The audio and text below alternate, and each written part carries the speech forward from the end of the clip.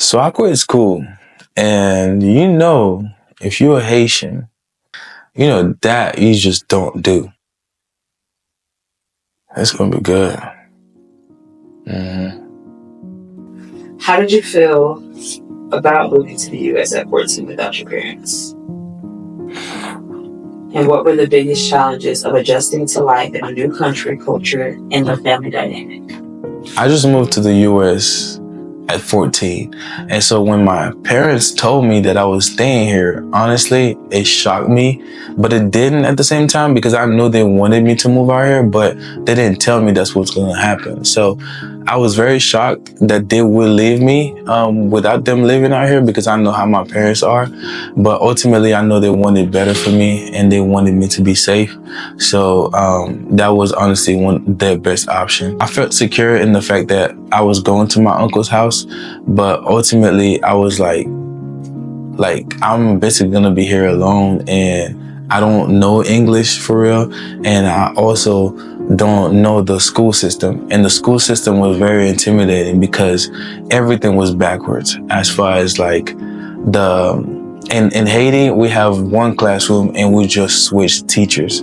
Out here, I would have to switch classes every single term. So, well, not every single term, but every single class period. And so that was very new to me, and I was just like, bro, this is too much. And also I wanted to do sports, so it was just a lot of things that I wanted to get into that I was just like, bro, how am I gonna do this? Because it was it was very challenging. I was able to get it right, honestly, because of my little cousin. He was there to help me as far as English goes, but that was the first challenge, and I feel like I was just like, bro, this is too much. I was living with my uncle and his family, and so definitely as far as a family goes, that was very different from what I'm used to. The culture back home, it was more so family oriented. Out here, it's not that it's not family oriented, but everybody has bills to pay, so everybody's always gone. And so we were pretty much in the house by ourselves. When I didn't have like the guidance that I had back home, being able to talk to my parents the way that I like as much as I need to and stuff like that, that wasn't there. And my parents were always pushing me to do the best in school and stuff like that. And I didn't have the same out here. I mean, I still talk to my parents, but physically here with me, like it wasn't the same. I didn't speak English, so talking, that was very intimidating for me. I feel like back home, I was more open and I was able to talk to a lot more people at school. And over here, I had to really stay to myself and stay in my shell. If anybody knows me from high school, I really didn't speak to nobody. When I moved out here, I moved here without my little sister as well. And she is 6 years younger than me. That was something that was very hard for her because we were very close back home. And coming out here, I pretty much like just left her by herself, and she was very impacted by that, and I was also very impacted because that was my little buddy. We were just always together, and so coming out here, it was definitely like missing it's just like missing a sibling, but ultimately like that was my only sibling, so it definitely hurt that not having her here. And what did high school start to look like for you after getting over the hump of learning English, adjusting to not having family physically here? What did high school end up turning into for you? In high school, I feel like the first year was the most challenging time for me. It was a lot of like figuring it out. But I think the first year I learned English as much as I could. I still had a heavy accent, but I finished my English class with an A. And at the time, that was like the class that I struggled in the most. They took me out of ESOL class and put me in honors. And after that, I was like, okay, like I think I got this figured out. But I still stayed to myself. I didn't really speak much to everybody. I ended up getting into sports. I still tried it out, and I got to varsity team, and I also I also started making some friends, but it was mostly the basketball crew. But I started making friends in classrooms as well, because I was very good at math, and that was one of the things that I think my friends kind of like clicked on me for, because I could explain stuff, and also because I grew up in Haiti, our schools were more advanced, so I could tell that a lot of the schools out here kind of were behind. And so even though I didn't know heavy English or a lot of English, I was still able to understand what I was doing and still passed every single one of my classes with an A.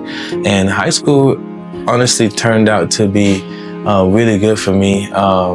I enjoyed high school, like the challenges that it came with, and also the joy that it came with. I played basketball all 4 years. I enjoyed doing that, and during that time also, I ended up meeting my wife. And so, my not wife. High school was definitely a fun time for me. It was challenging, but it was fun. What was your walk with God like in high school?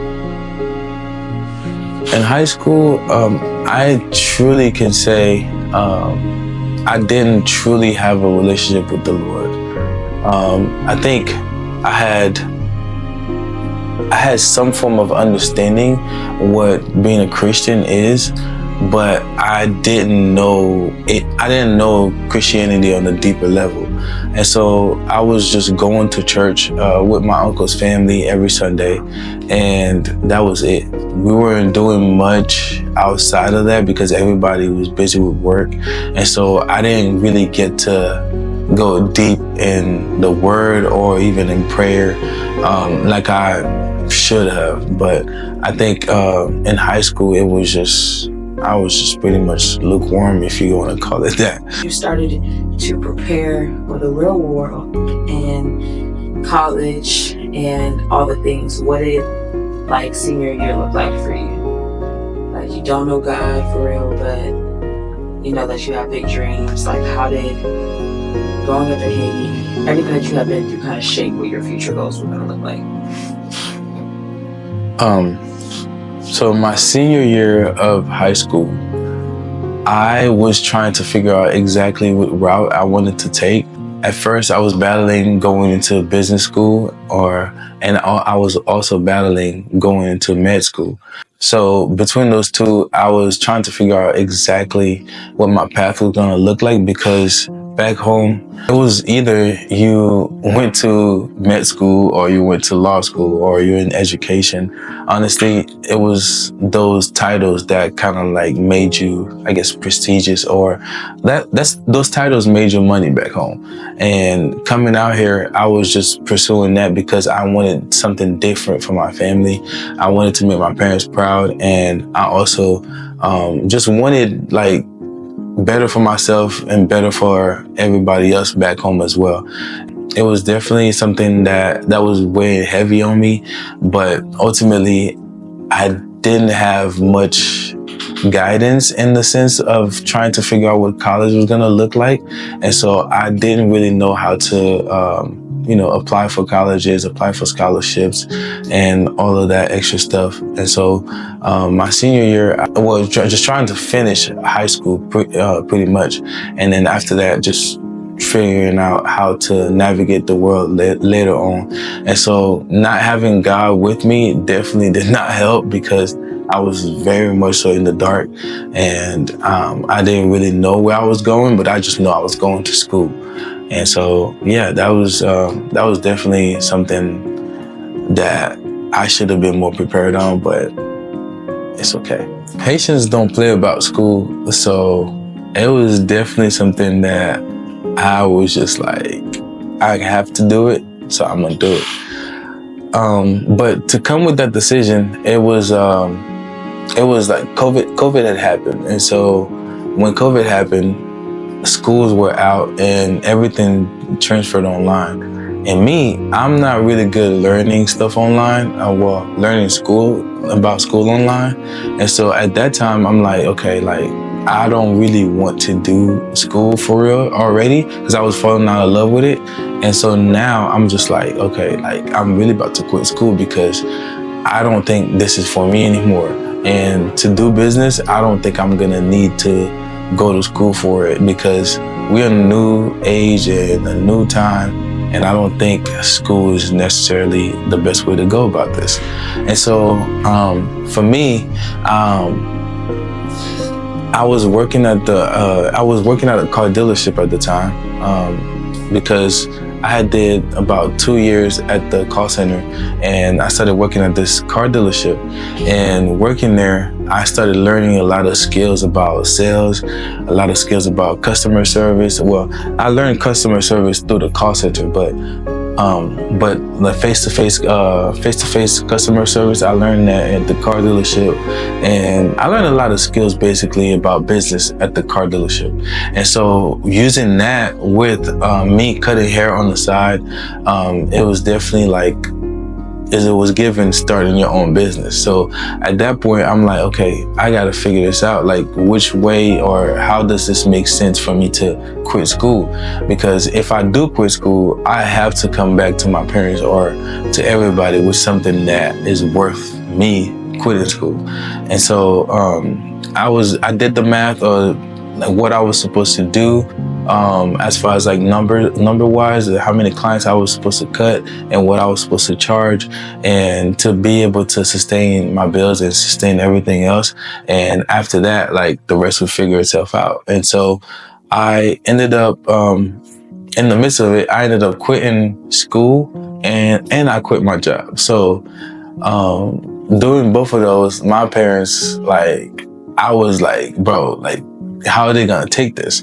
But ultimately, I told myself, like, I'm not gonna tell them until I know for sure this is working.